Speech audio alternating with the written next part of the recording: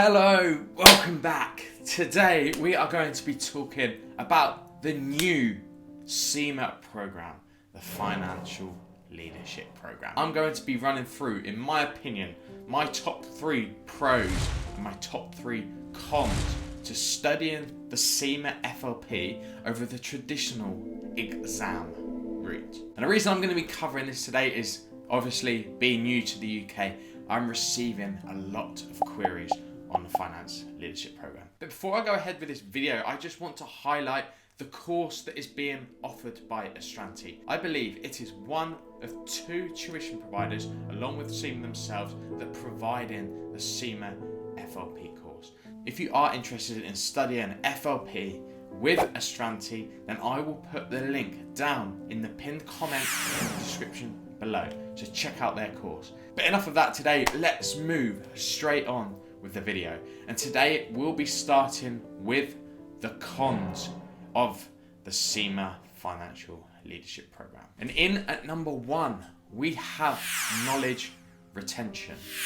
Unlike the traditional exam process, where you will have to learn a full textbook at a time of knowledge before you sit the OT exam, in the CIMA FLP exam, you will not need to do this. You will sit assessment of bite-sized chunks of the syllabus at a time, meaning that you will not need to learn mass amounts of knowledge in order to pass each part of the assessment of the Financial Leadership Program. And I know you're probably asking, well, what does that mean? Well, if you're going to then go and sit the case study at the end of the exam, which is the same within both routes, then I'm afraid you're not going to have previously have learned the total knowledge across the 3 objective test exams that then feed into that case study. So you're going to have a mammoth task on your hands to learn for the first time 3 full textbooks and modules full of content. It is going to be far harder to sit the case study exam in the Financial Leadership Program route versus the exam route. Con number 2, you will be learning, not relearning. When I did the objective test exams at the traditional exam route, I prioritised the exams that I found hardest and I sat them immediately before the case study exam. That way, I wasn't having to relearn the material. I was able just to have that knowledge in my mind and go and sit the exam.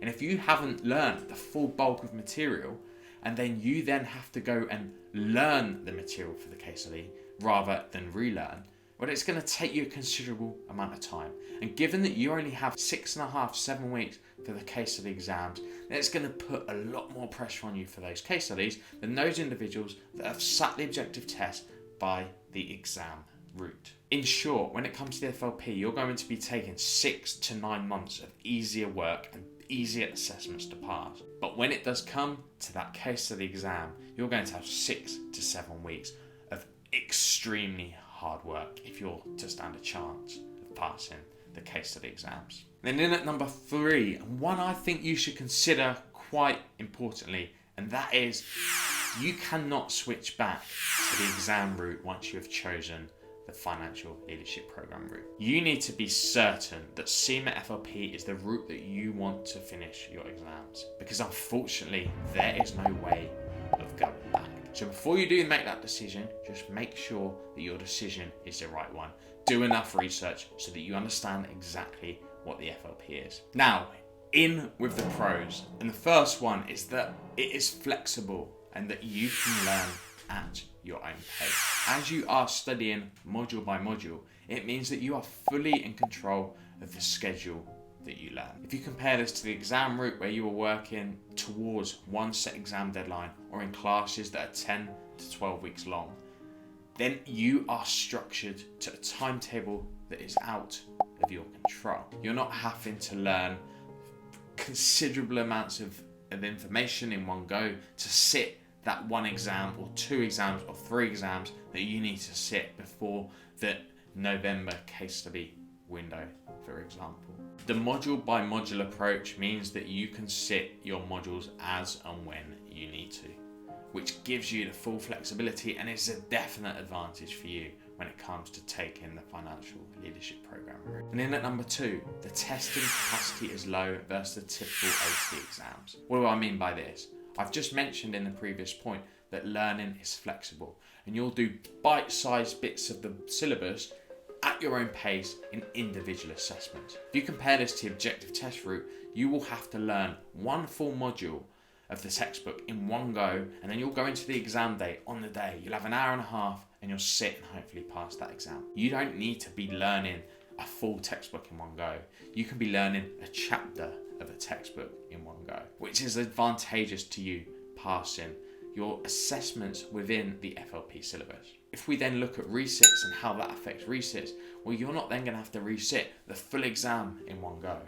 If you fail one little assessment of the module, then you'll only have to resit that one little section, which is going to make it far more easier again for you to repass. And then last but not least, my final benefit is the potential cost savings that you can make with your FLP route. Within the exam route, you are going to have to pay on top of your exam fees. You're going to have to pay tuition fees, membership fees, additional material fees. With the financial leadership program, you have one fee and it's all in. And if we look at the Astranti CIMA FLP route, it will cost you £6,120 for a 3-year subscription. If I compare that to the route I took, in total, it cost the company that I work for approximately £12,000 for me to become a qualified chartered management accountant. Now, of course, the cost of completing CIMA is variable because it all depends on which study method you choose, where you sit your exams, what material you purchase in order to help you pass your exam. If I take a look at the CIMA FLP versus the route that I took, which I only did distance learning, I didn't do full face-to-face classroom learning, it would have halved the cost of my exam. And I know some students will be sitting every single course face to face, and their tuition fees could well be in the region of £15,000 to £20,000. Feel free to check out my initial CIMA FLP introduction video up there, where you can learn a lot more about what is entailed with the CIMA FLP route itself. See you in the next one. Goodbye. It is going to be far harder. It is going to be far harder. It is going to be far harder.